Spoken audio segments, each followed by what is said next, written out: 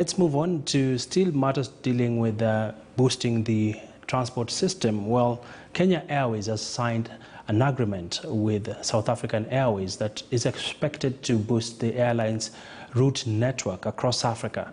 Well, I had a conversation with the group CEO, Alan Kilavuka, and here is more on that. So we need to make sure that we have increased capacity that will be able to serve the market, particularly domestically. So one thing that we are very happy about is that we've seen an upsurge in travelers traveling across the country domestically.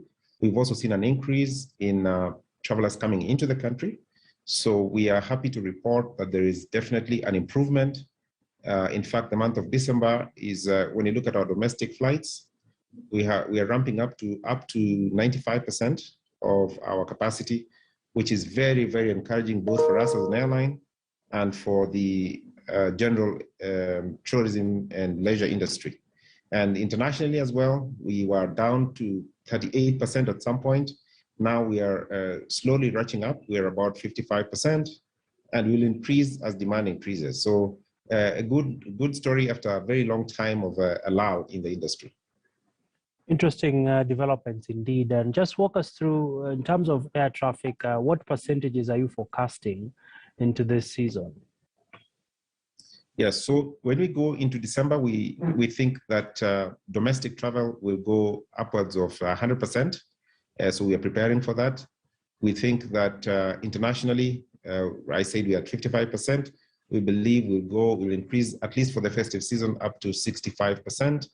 Which again is a good story for December. And we think that this demand will continue all the way to January and hopefully February. And this we are comparing in 2019. The reason for this is that we have what we call pent-up demand for travel. People really have been stuck in their homes and in their countries, so they're willing to travel. Secondly, there is a measure of relaxation in travel rules and regulations. So that is helping as well. Moving on to a very interesting development as well is the fact that the airline has been looking towards striking strategic partnerships with different airlines across the globe. And one of the airlines you're looking to work very closely with is with the South African Airlines. And you signed a strategic partnership framework. This was done almost a month back, and of course this also saw a memorandum of cooperation with the South African Airways.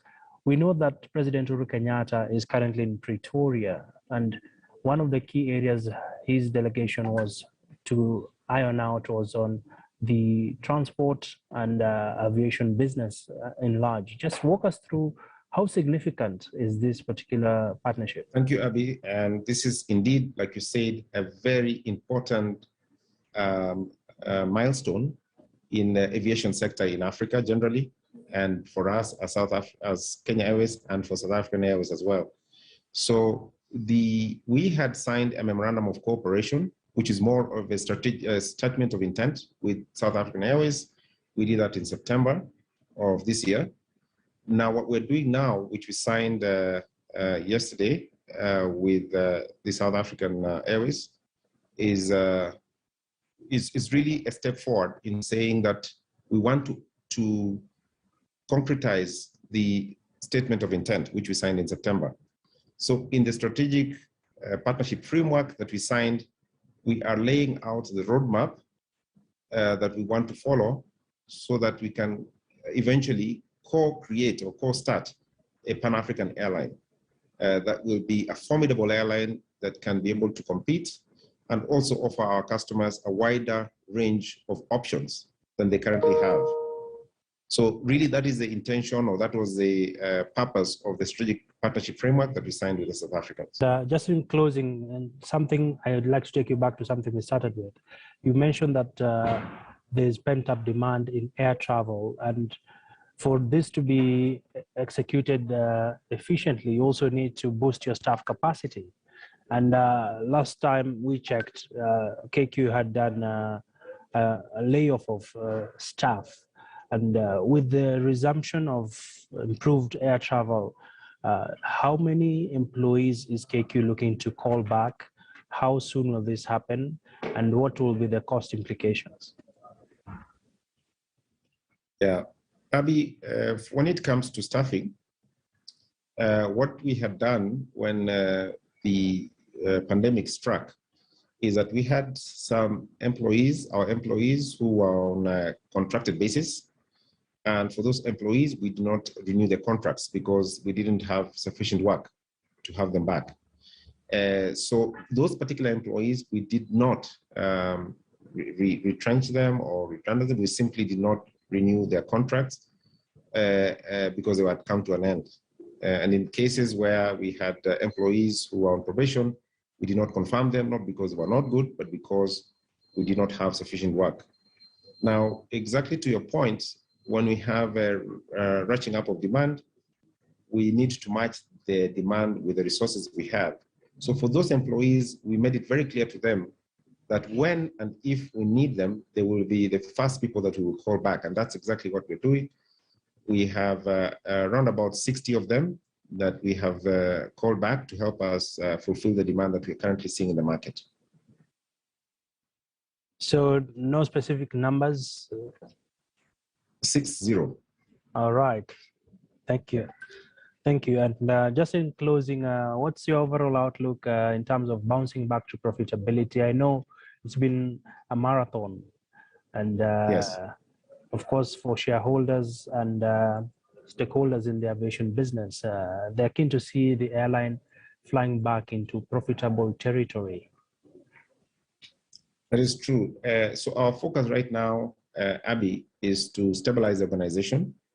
So as you probably know, I've been in this job for less than 18 months. Some people forget that. I just need to make it clear that I've been in this job for 18 months. And then on top of which, we've had a very severe pandemic, which actually brought this country, this company to almost to its knees. So we are building up slowly. It's going to be some journey and a lot of hard work, which we have put in. We have laid out very elaborate strategies, including what I've just mentioned to you in terms of leaning the organization, seeing how we can efficiently use the routes, getting into partnerships like the one we just signed with South African, and so on and so forth. And if all those things are done properly, which we believe we will, and hopefully, knock on wood, there is no other pandemic, then our aim, our aspiration, our desire is that we'll break even by 2024 and then build up from there. All right, just 2 years away from that.